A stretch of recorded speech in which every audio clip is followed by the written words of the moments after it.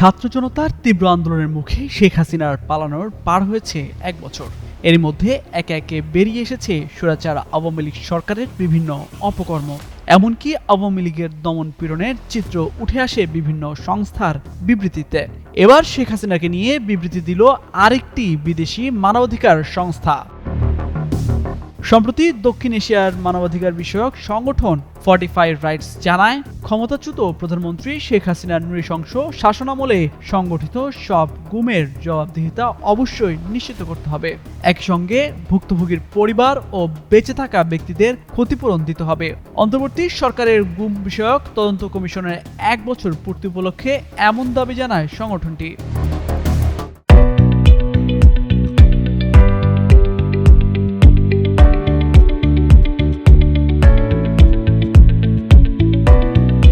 বিবৃতিতে 45 রাইটসের পরিচালক জন কুইনলি বলেন, গুম ছিল শেখ হাসিনার স্বৈরশাসনের অন্যতম বৈশিষ্ট্য।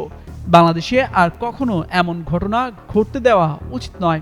কমিশনের প্রথম বছরে দায়বদ্ধতা নিশ্চিতকরণে কিছু অগ্রগতি হলেও সরকারকে আরও এগিয়ে আসতে হবে।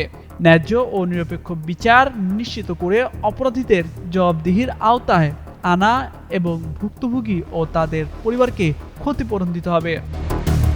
গুম থেকে বেঁচে ফেরা ১০ ব্যক্তি, ভুক্তভোগীর স্বজন ও তাদের সহায়তাকারী একজন আইনজীবীর সাক্ষাৎকার নিয়েছে 45 রাইটস। দুজন ভুক্তভোগী জানান, তারা আয়নাঘর নামে কুখ্যাত গোপন আটক কেন্দ্রে বন্দী ছিলেন এবং শেখ হাসিনার পতনের পর মুক্তি পান। সাবেক আওয়ামী লীগ সরকারের সময় গুম হওয়া অনেকেই প্রতিপক্ষ রাজনৈতিক দলের কর্মী ছিলেন, বিশেষ করে বিএনপি ও জামায়াতে ইসলামীর।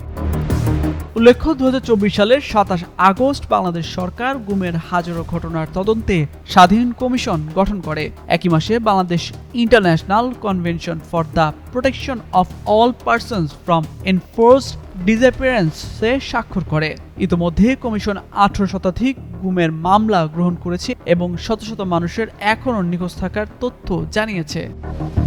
তামজিদ মির্জা, যুগান্তর নিউজ।